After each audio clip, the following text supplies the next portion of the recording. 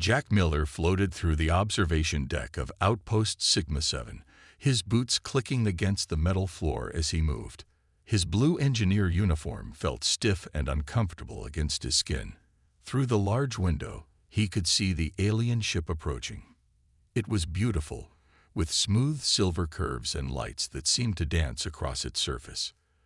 "They're here," he said to Jane Roberts, who stood beside him.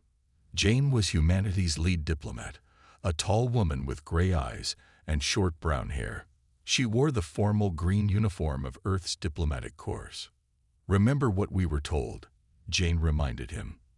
"The Galactic Council is bringing us a gift. Be respectful, no matter what it is." Jack nodded, but something felt wrong. The aliens had never liked humans much. They thought humans were too new to space travel, too primitive compared to their 1,000-year-old civilizations. Why would they suddenly bring gifts? The alien ship docked with a soft hiss. Moments later, Ambassador Vexlar walked through the airlock. His crystalline skin shimmered like diamonds under the station's lights. Behind him, 2 guards followed, their faces hidden behind silver masks. "Greetings, humans," Vexlar said. His voice sounded like wind chimes in a gentle breeze. "The Galactic Council has decided to bestow upon your species a token of our goodwill." Jack and Jane bowed slightly, the formal greeting humans had learned to use with the Council races. "We are honored," Jane replied. "The people of Earth thank the Council for their generosity." Vexlar's lips curled in what might have been a smile, but his eyes remained cold. "Follow me," he commanded. They walked through the station's corridors to the viewing room. Through the massive window, Jack could see dozens of ships floating in space. But these weren't the sleek, beautiful vessels of the Council races. These ships were broken, rusted, and falling apart. Some had holes in their hulls. Others were missing engines entirely. "Behold," Vexlar announced, spreading his arms wide. 27 decommissioned transport vessels. The Council believes your people might find use for them." Jack felt his face grow hot with anger. This wasn't a gift. It was an insult. These ships were nothing but scrap metal, worthless junk that the aliens didn't want to deal with themselves. Jane's diplomatic training kept her calm. "We appreciate the Council's thoughtfulness," she said, though Jack could hear the edge in her voice. "Indeed," Vexlar continued, his tone dripping with false kindness. "We understand your species enjoys tinkering with things. Perhaps you can salvage something useful from these vessels. After all, beggars cannot be choosers." Jack clenched his fists but said nothing. He knew the aliens looked down on humans, but this was worse than he'd imagined. They were treating humanity like garbage collectors, giving them trash and expecting gratitude in return. "We will make good use of this gift," Jane replied, her voice steady. "Thank you, Ambassador." Vexlar nodded, pleased with himself. "The transfer codes have been sent to your systems. Do be careful when approaching the vessels. Some may have structural issues." He turned to leave, then paused. "Oh, and one more thing. The Council expects a full report on what you managed to create from our gift. We are most curious to see what your primitive technology can accomplish." After Vexlar and his guards left, Jack exploded. "Primitive. Structural issues. They gave us space junk and expect us to be grateful." Jane put a hand on his shoulder. "I know, but getting angry won't help us now." "What are we supposed to do with this garbage?" Jack asked, gesturing at the broken ships floating outside. Jane stared at the ruined vessels, her eyes narrowing in thought. "We do what humans have always done when faced with impossible odds," she said quietly. "We adapt, we innovate, and we prove them wrong." Jack looked at her, then back at the ships. Something in his engineer's mind began to stir. The aliens saw scrap metal, but maybe, just maybe, there was potential hiding in that junk. "All right," he said finally. "Let's see what we can do with their gift." Neither of them knew it yet, but this moment would change the course of human history forever. Jack and Jane led their team to the hangar bay where the alien ships now sat. The air smelled of rust and old oil. Engineers and scientists gathered around the broken vessels, their faces showing disappointment and frustration.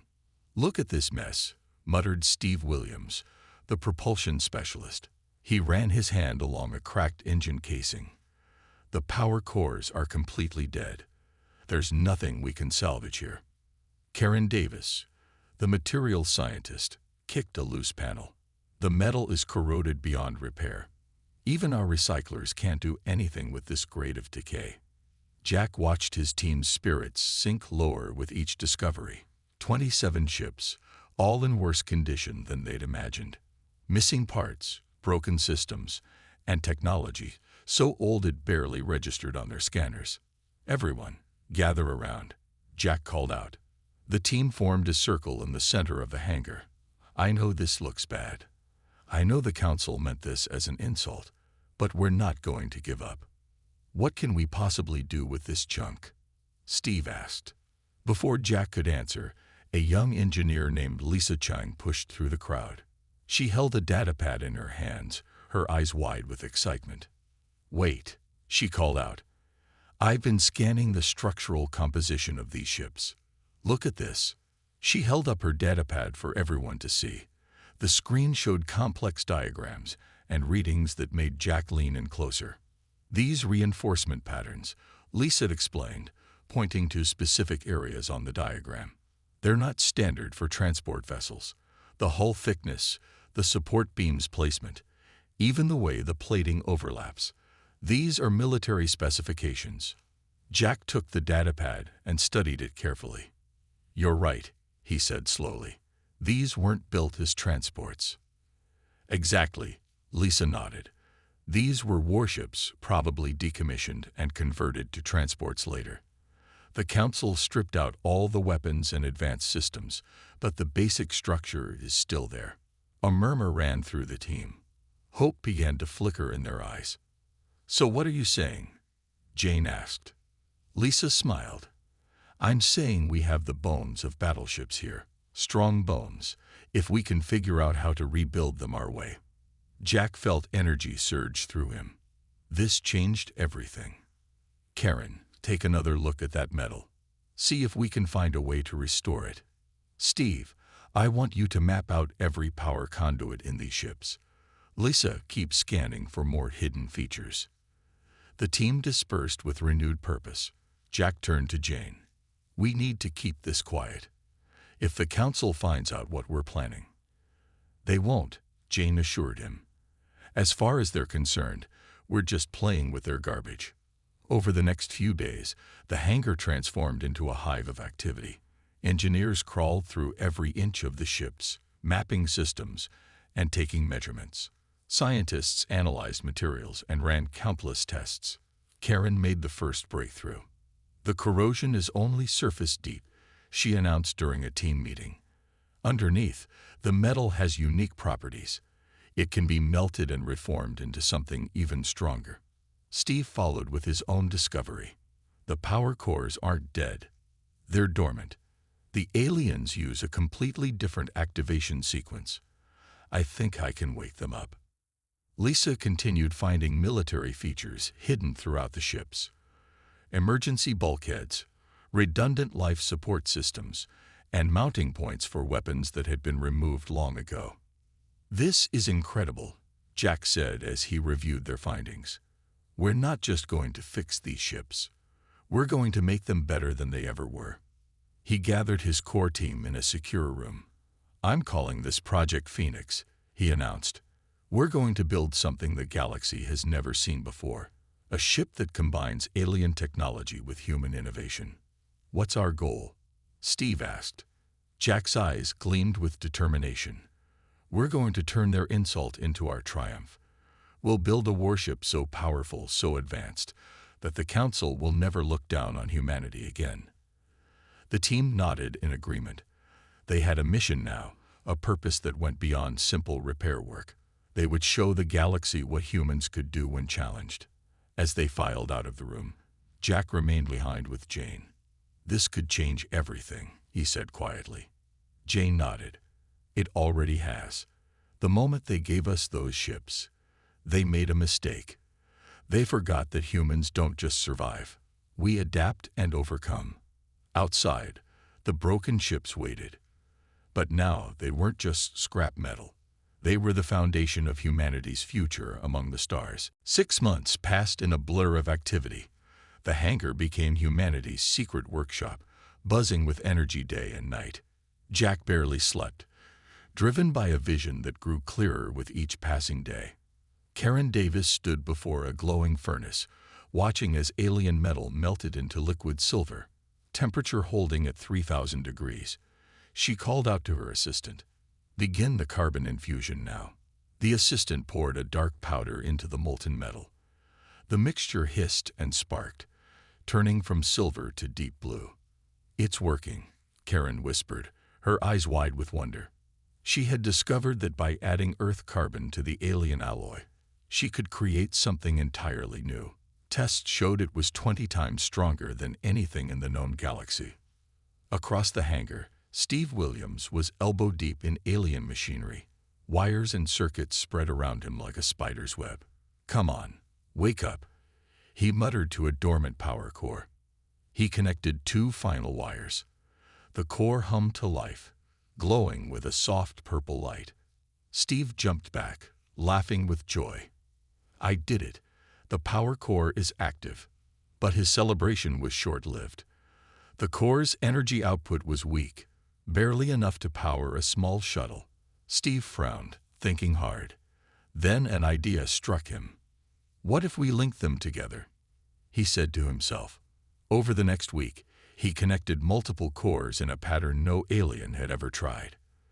The result was astounding. Power levels that exceeded anything in the Council's fleet. Meanwhile, Lisa Chang led a team of designers in reimagining the ship's structure. They kept the strong military frame, but redesigned everything else.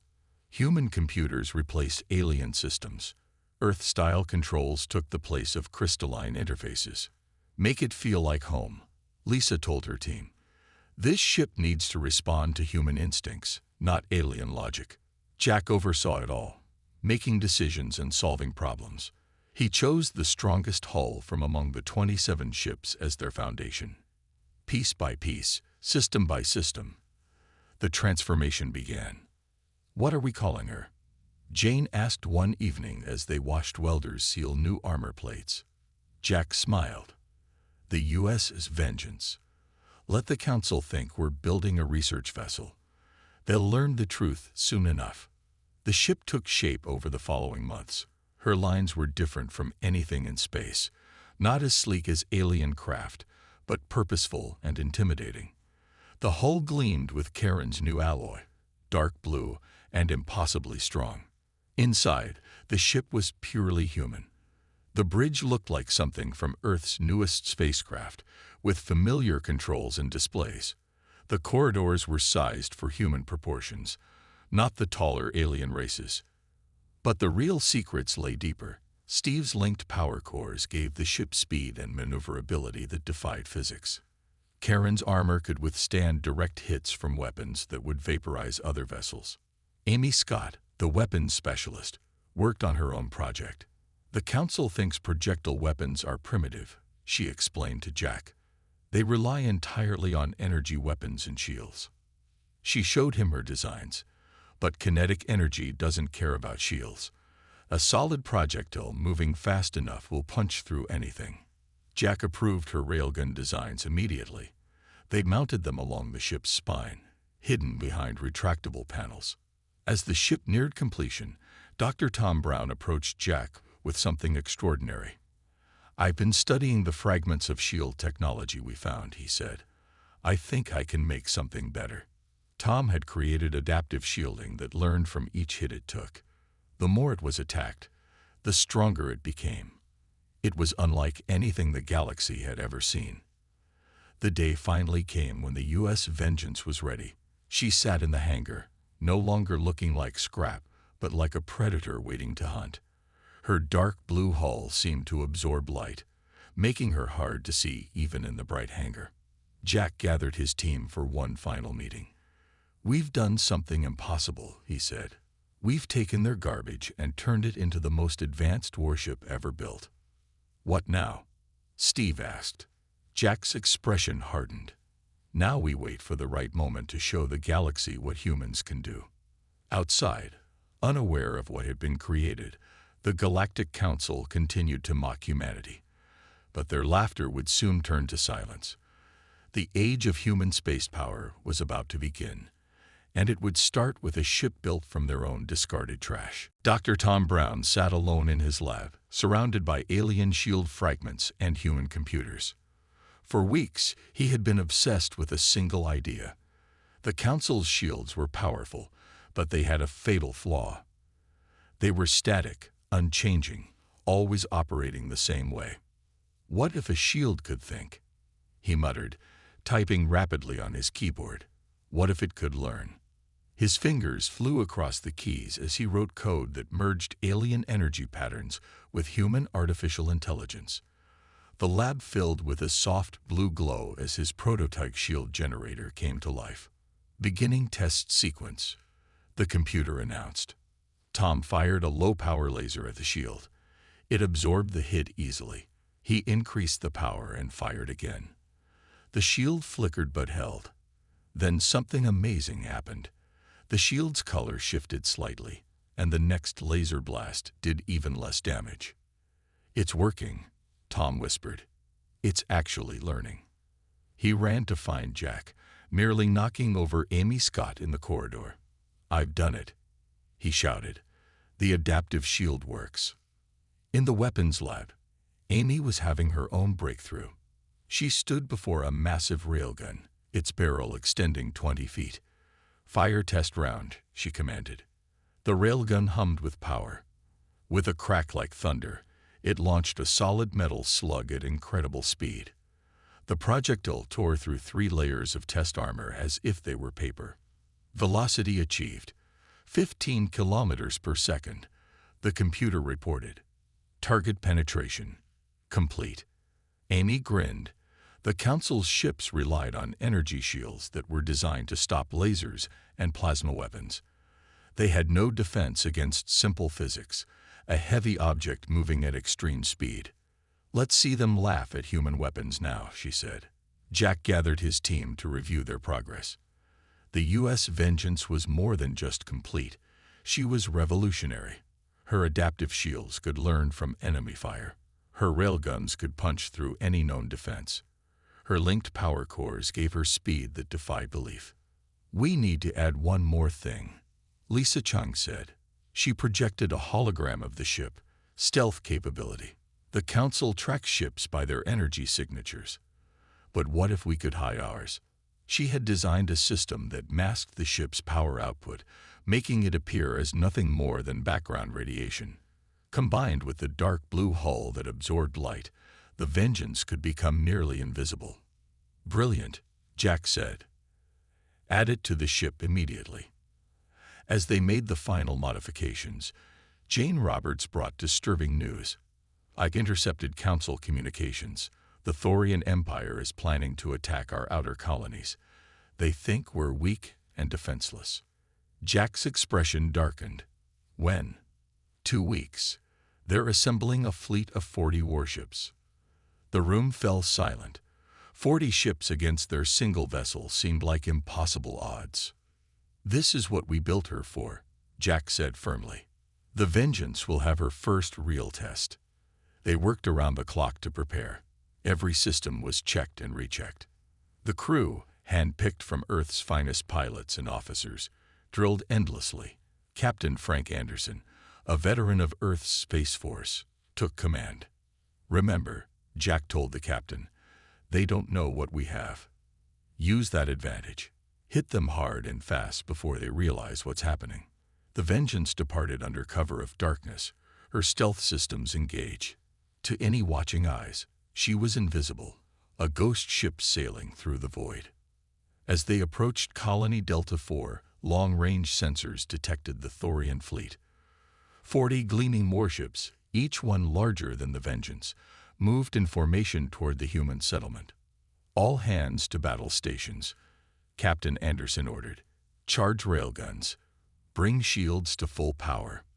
The bridge crew worked with quiet efficiency. They had trained for this moment. Now they would prove that humans deserve respect.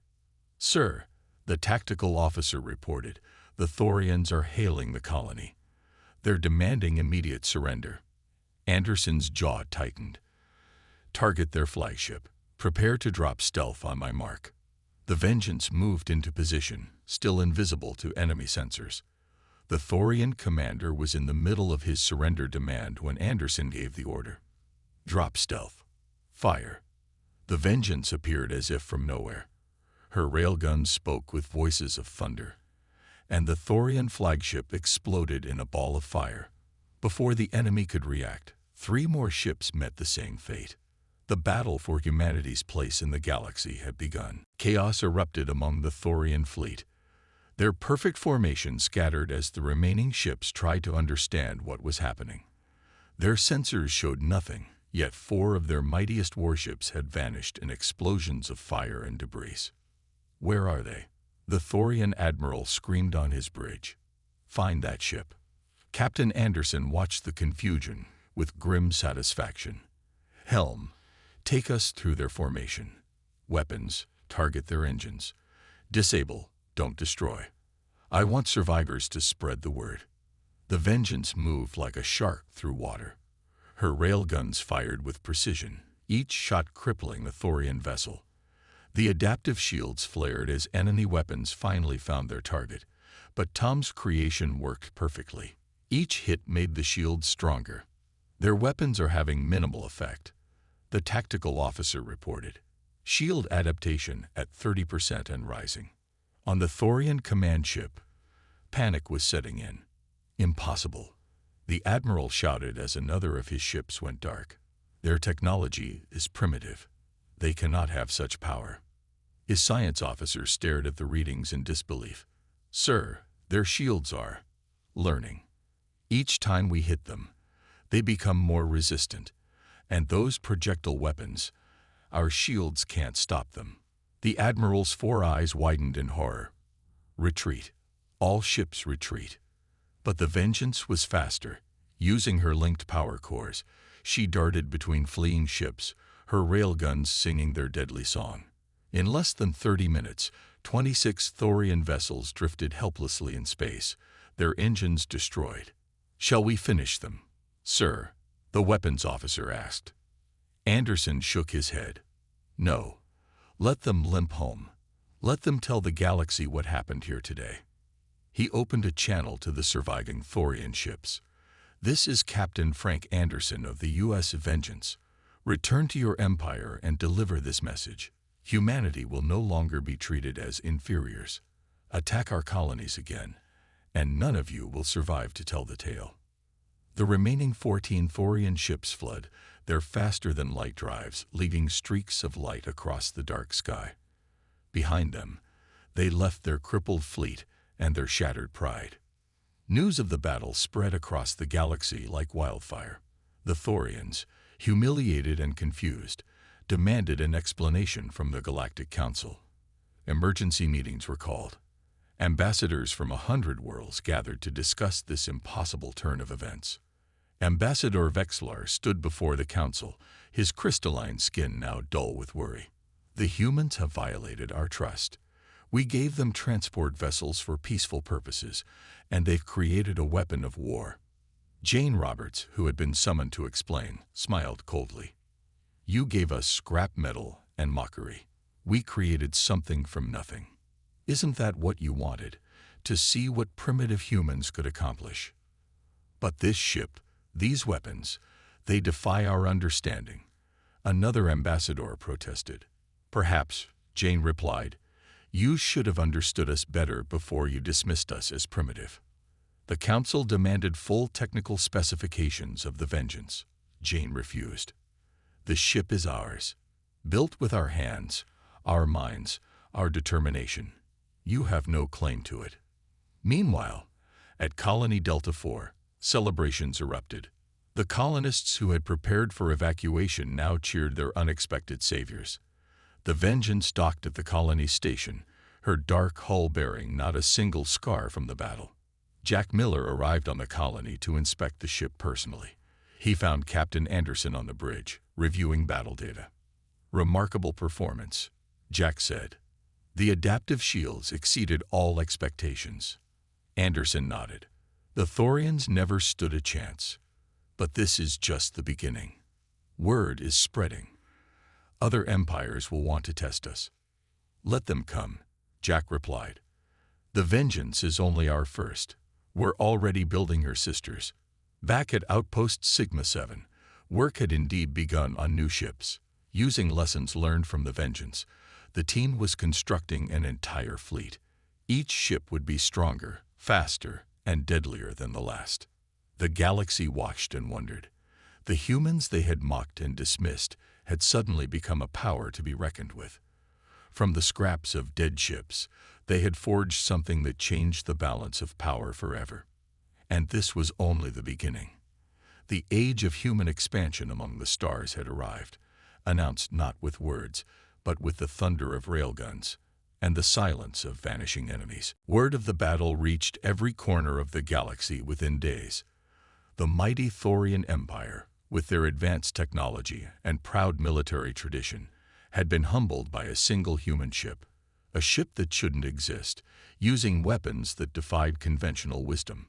Ambassador Vexlar paced in his chambers, his crystalline skin flickering with agitation.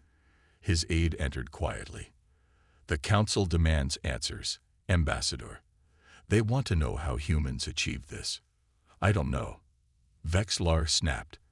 "Our scientists are reviewing every scan from the battle. Nothing makes sense. Their shield technology adapts and learns. Their weapons ignore our defenses entirely." In the council chambers, representatives from dozens of species argued fiercely. The Korvax delegation, tall beings with blue skin and 6 arms, demanded immediate action. "The humans must be contained. Their aggression threatens us all." But others disagreed. The Zentari, peaceful traders with silver eyes, spoke softly. The humans defended their colony. They showed restraint by not destroying the Thorian fleet completely. Perhaps we have misjudged them. As the debate raged, more reports flooded in. The U.S. Vengeance had been spotted patrolling human space, but new signatures suggested other ships were joining her. The humans were building a fleet. On Earth, the United Nations held an emergency session. Jack Miller and Jane Roberts stood before the assembled leaders, explaining what they had achieved. "The Galactic Council gave us garbage because they saw us as garbage," Jack said. "We proved them wrong. But now we face a choice. Do we seek revenge for their insults, or do we show them a better way?" The Secretary General leaned forward. "What do you propose?" Jane stepped up. "We use our new position of strength to negotiate. Not just for ourselves, but for all species the Council has dismissed as primitive. We can be the voice for those who have none." The room murmured with approval. Earth's leaders voted unanimously to pursue peaceful relations while maintaining military readiness.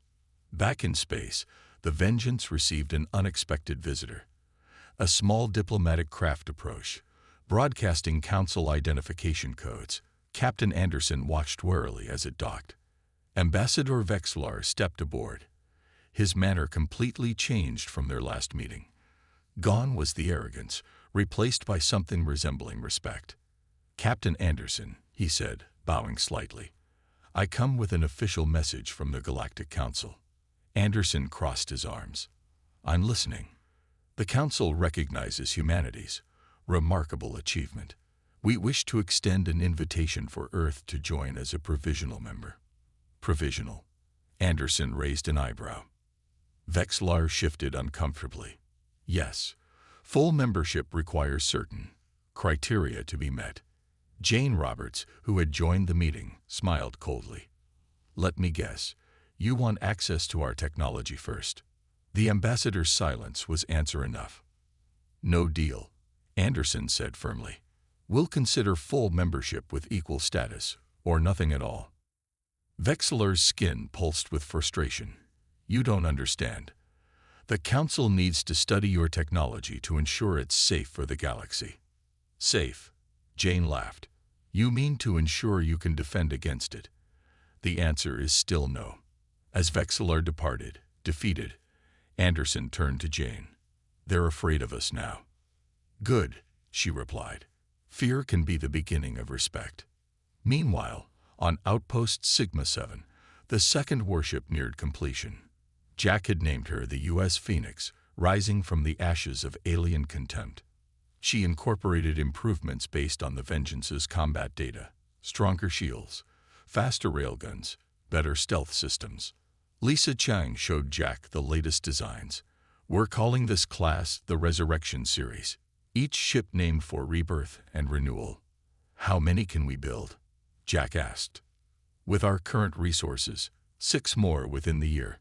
But if the Council opens trade relations? Jack nodded. They will.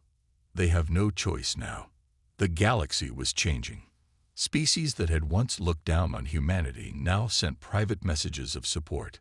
Trade delegations arrived at Earth's colonies, eager to establish relations with this surprising new power. The U.S. Vengeance continued her patrols, no longer alone. The Phoenix joined her, then the Lazarus. Together, they became known as the Ghost Fleet, ships that appeared from nowhere, struck with impossible force, then vanished without a trace.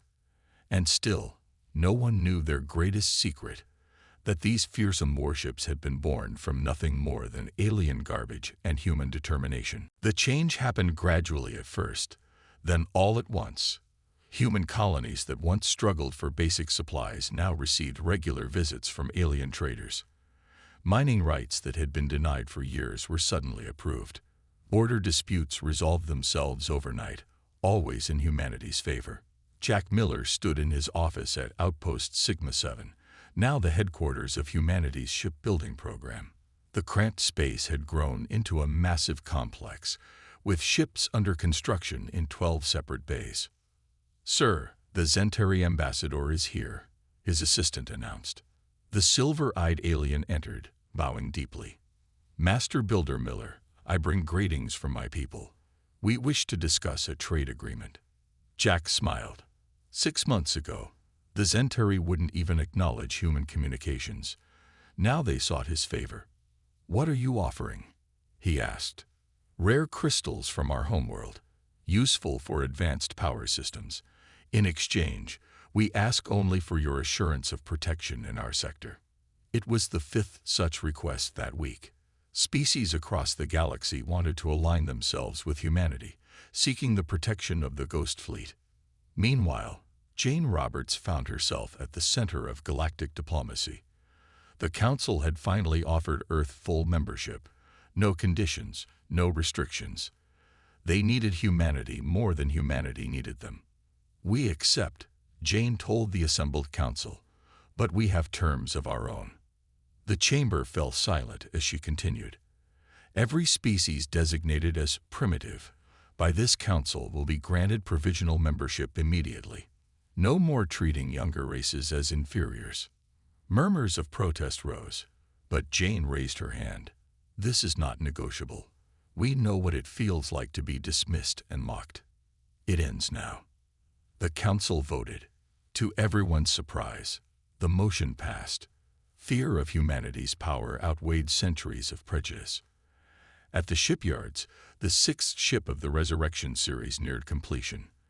The U.S. Prometheus carried Jack's most ambitious innovations yet, shields that could extend to protect Allied vessels, and a new weapon system that combined human kinetics with alien energy technology. Captain Anderson visited the construction bay.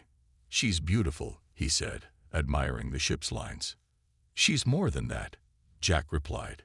She's a symbol. Every ship we build proves that innovation matters more than age or tradition. The Thorian Empire, humbled but not broken, sent their own delegation. They approached not with threats but with respect. We underestimated you, their ambassador admitted. We wish to learn from our mistake. Teach us. Steve Williams led the diplomatic technical exchange, sharing basic principles while keeping their most advanced secrets hidden. We'll teach you to think differently, he told the Thorians. But our specific technologies remain ours. The balance of power shifted daily. Empires that had ruled for millennia found themselves seeking human approval for their actions. Border skirmishes stopped when human ships appeared. Pirates fled at the mere rumor of the Ghost Fleet's presence. Lisa Chung presented Jack with plans for something even more ambitious, a space station. She explained, not just a shipyard, but a center for innovation. We invite scientists from every species to work together. Will they come? Jack asked. They already have. Dozens of applications arrive daily. Everyone wants to learn the human way of thinking. The irony wasn't lost on anyone. The Council's attempt to humiliate humanity had created the very thing they feared most, a power that could challenge their authority. On Earth, children grew up with new dreams. The stars were no longer distant points of light, but destinations waiting to be explored. Humanity had earned its place through ingenuity and determination. We've changed everything, Jane told Jack during a quiet moment. The galaxy will never be the same. Jack nodded, looking out at the ships under construction. We did what humans do best. We took what they gave us and made it better. We turned their insult into our greatest triumph. The Ghost Fleet continued to grow. Each ship carried names of rebirth and renewal, reminding the galaxy that from the ashes of contempt, humanity had risen to become a force for change. And still, the greatest irony remained. The most feared warships in the galaxy had been born from nothing more than scrap metal and human spite. 1 year after receiving the Council's gift, Earth hosted its first Galactic Summit. Representatives from over 100 worlds gathered at the newly completed Unity Station, floating majestically above Earth's blue oceans. Ambassador Vexlar arrived with a delegation of Council elders. His crystalline skin now shimmered with respect as he approached Jack Miller and Jane Roberts in the greeting hall. Master Builder Miller, Ambassador Roberts, he said, bowing deeply. We come to offer our formal apology for our past actions. Jack exchanged glances with Jane. They had waited for this moment. Your apology is noted, Jane replied diplomatically. But actions speak louder than words. What do you offer as proof of your sincerity? Vexlar straightened. The Council has voted unanimously to dissolve the classification system that labeled species as primitive. Furthermore, we wish to establish a joint research initiative with humanity, sharing knowledge freely for the benefit of all. The summit lasted 3 days. Treaties were signed, alliances forged, and a new era of cooperation began. The Ghost Fleet, now numbering 12 ships, performed a ceremonial flyby that left the alien delegates in awe. Captain Anderson commanded the Vengeance in the formation. His ship, the first of her kind, led the others in perfect synchronization. The U.S. Phoenix, Prometheus, Lazarus, Redemption, Renaissance, Rising, Liberty, Victory, Dawn, Hope, and Destiny followed, their dark hulls gleaming in the sunlight. Impressive display, commented the Zentari ambassador, standing beside Anderson on the observation deck. It's more than a display, Anderson replied. It's a promise. We protect the weak, defend the innocent, and stand against tyranny wherever we find it. In the engineering section of Unity Station, Lisa Chung led tours of the Human Innovation Labs. Scientists from dozens of species worked side by side, combining their knowledge in ways never before attempted.